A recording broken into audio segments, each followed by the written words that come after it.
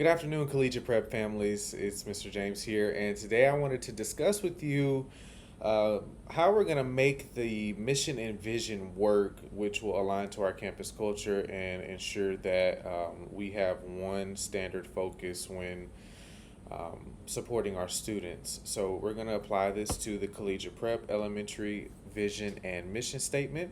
And first, we got to ask ourselves why the mission and vision matters for the innovative leadership of our campus. So, in this presentation, I will explain why reviewing the mission and vision statement matters, and how we can leave an innovative mindset, and why those statements should evolve over time rather than just become stagnant for a couple of years or so, and then no one really has a certain understanding of it. So, my focus is to stay connected to practical initiative from my leadership, basically understanding the purpose rather than the trends, and understanding how we can support our teachers to help us align to one vision. And then this can help us give stakeholders a common direction into where our school is going.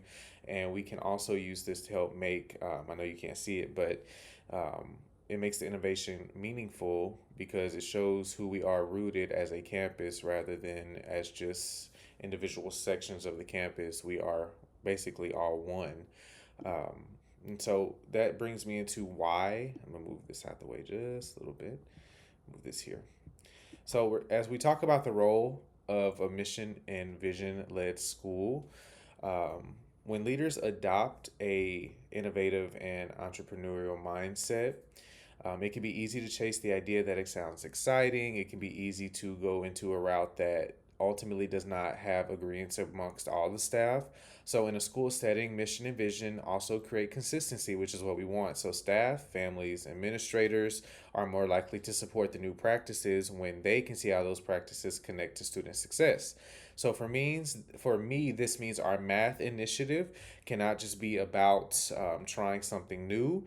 It also will help us understand how our independent learners think and how we can grow towards readiness in the future. And the vision will help us describe how we can move forward, and it can help us shape our goals, and it helps us measure whether a change is aligned or on track to what we want our school to be like. And so, why should this evolve over time? So, basically, you got to understand when we review the statements, we got to keep them relevant and authentic to what the current data is. We also got to understand that evolution does not mean abandoning the previous mission statements or visions. It just means it does change as years goes on. Not everything will remain the same at all times. We get new staff, new rules, new policy, administrators, and sometimes our mission has to evolve around those changes as well. So you have to understand, based on the data we're getting from the students and based on the data we're getting from the district, we have to change our mindset somewhat as we head down the line, just to meet the educational needs of our campus. So, if it becomes outdated or too broad, we got to make sure we align ourselves to a specific vision, not something that's just, oh, we're going to do this and we're going to do that by today or by tomorrow or by a year from now. It has to be something that can actually be proven to be done and that we can see is actually happening down the line. So, how often do we review them and how do we tell if they are real?